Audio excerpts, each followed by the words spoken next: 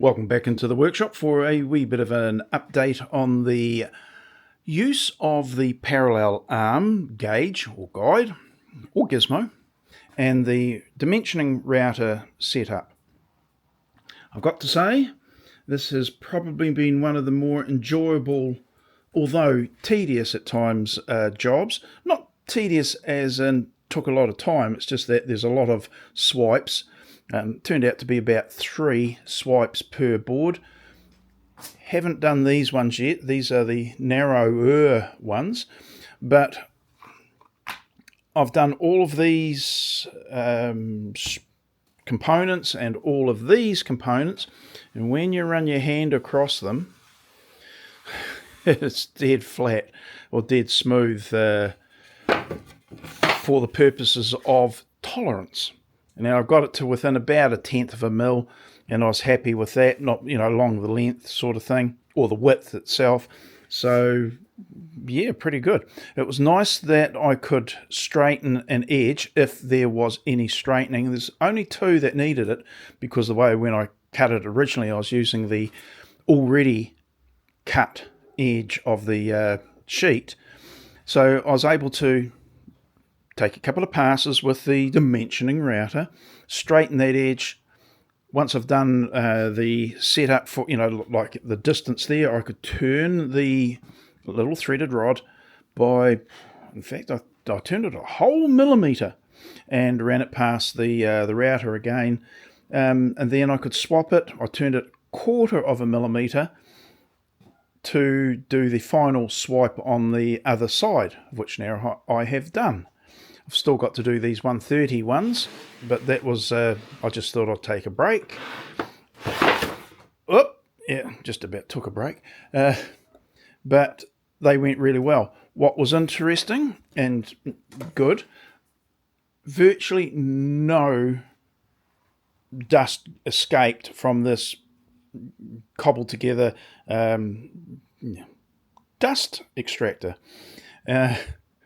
God, I should come up with better names, shouldn't I? Or correct names. There was a wee bit just here, just as it escaped underneath, but for it to be cobbled together like that, it went pretty well. What was interesting observation, unrelated to the actual boards themselves or this, was the amount of fine dust that got caught in this part of the extraction system.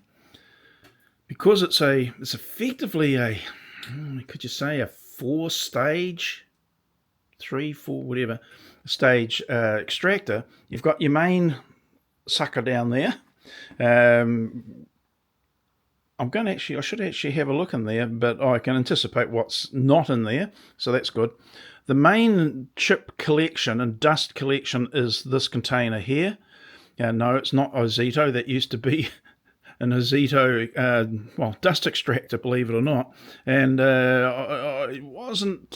it died, so I actually took the motor off of it and used it as, the container itself. So, hey. Then I've put a one of these dual, cyclone extractors up there. And for the most part, it really should drop everything down into this part here. But, of course, the swirl and the fine dust is suspended in the air column or air, as it circulates, and it escapes. So it gets another chance of being extracted from that, and it does. And I filled up 1.5 of those little tubes. Well, they're about, around 75, 80 mils in diameter, but about 250 to 300 long. But it probably 1.5 of those was caught the really fine dust, which is kind of good, isn't it? Because it doesn't go down into the main suction unit, the vacuum cleaner. So, but yeah, it was the amount of fine dust. And because of that fine dust going into the extractor, it's not going down there and all over and in my lungs. My clothes, which I won't show you, is virtually dust-free, which is good when you're considering you're using a router in the manner that I am. So, pretty flaming happy with the result and the performance of it. The one thing I did note is that if you're not paying attention, it is quite easy, understandably, to tilt the boards because there's no support out here. That will be remedied before I do the 130, simply by, let's just stand these up so I can grab a piece. Hang on, let's stand the rest of them up. But yeah, how smooth they are or how consistent they are is... I wouldn't have been able to do that with the saw. I never have. And yeah, anyway, all I need to do is to grab a piece of board and stick it out there, giving me a larger catchment for my boards. So it's not going to tilt the same. Surprisingly, but not, occasionally the board would move away from the fence when I'd had quite a bit, still a bit left here. Just a small bit left here. Didn't really make a scallop in it, fortunately. One, I've got to say it did. And I remedied that by just giving it another light swipe. So, all in all, it really emphasises the requirement, get my mouth working, requirement for a feather board or pressure board over this side. It's going to be a static, something, like quite literally static. It's just going to be, you push it in and that's it. If you rest it up against the board that's being cut, that's all. It doesn't need a lot of pressure. It's just to stop it from moving away. The way this is cobbled together, the hose drags on this part here and it gives a bit of spring, and it acted as a little bit of a feather board. So as I was pushing in the board, let's just grab this one. As I pushed it in, the extractor, the tube, actually acted as a feather board, and it's not easy to pull back. So it's a one-way deal. So that's actually quite a good observation. A little bit more sophistication in this thing here, and I'll have the extractor and feather board in one. So that's not a bad thing. I'll heat up and reform the edge so that it stays more flat, because at the moment, the way this is set up, it's actually tilting it up a little bit, and not ideal. So it needs to be held down. But all in all, it went pretty flaming well.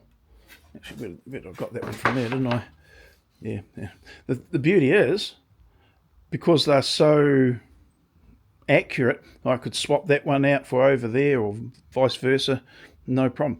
I'll tell you what would be a good test. The longest ones, these ones, if I move those across, this is really the acid test. There you can't feel any discrepancy. But if I move it like that, no, perfect. And so it should be. It's one of those things, if it didn't happen like that, you'd be starting to wonder about the physics of the dimensioning router, because it's running past the timber, that is, or the custom wood, is running past a finite point on the circumference of the router, and all being equal, as it goes past, it's only that's touching. It should give the precision that I have been seeking, well, forever.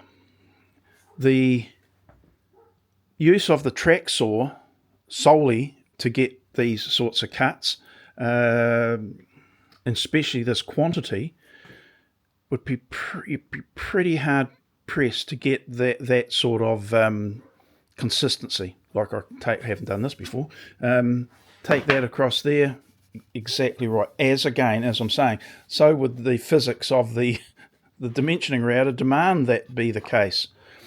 The thing is, when I go to set the frame up, the box for the drawers now, when I go to do the 90-degree join, if it's not dead flush, I know there is something not aligned properly, because the items themselves are exactly the same dimension.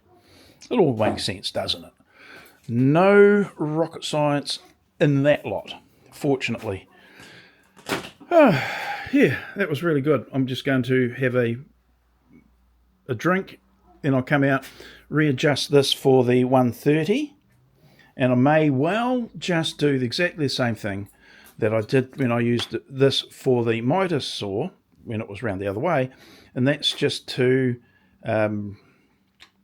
put a spacer in here of about 18 millimeters, which is just a piece of the board itself, and then see whether I want to reduce it anymore. There is no real reason other than, well, the elegance of having a specific measurement, 130. If it's 132 and I made the drawers up, I don't think the drawers are going to worry about it very much. If there is a physical requirement to have a specific measurement, well, I can do it. But really, so long as the 130s, or the 130s are all consistent, hey, I don't think it's going to worry too much, and I don't think I'll lose much sleep over that lot. Yes. Now, I made a video earlier, which I hope or think I've deleted, but I'm talking about re-examining this parallel arm gizmo to make it possibly better, and that's by removing this particular rail and having the links actually run on the surface of the MFT top. In this case, it would be a bit tricky, wouldn't it, because it's floating out in the midair. But if I had a packer like that, pinned in place, well, the link could pin straight into this.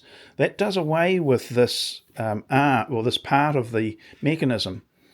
I don't know whether it's an advantage or not, but it's at least an idea, because you can then set, depending on the size of your rail, you can set the links in any place that you've got a bench dog hole, rather than only being in the rail itself. So you've got the bench dog surface with all the holes in it. Well, just put the pivot for the link, this one at least, in those holes.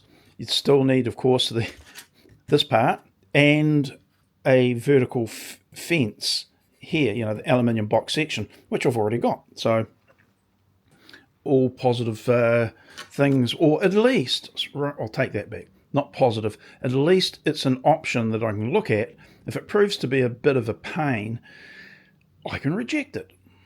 Pretty simple. I do like the idea of the way it's formatted at the moment, because if you lift it off, you can just pop it away in the storage, bring it back, put it back in place and pin it. Do like that. Pretty much what I've got over there with the parallel arms are just sitting there ready to be used as and where and when I need them. So that's possible, just to keep them like that. But hey, if I look at it, this new configuration, and it is better or equivalent, it might be a goer.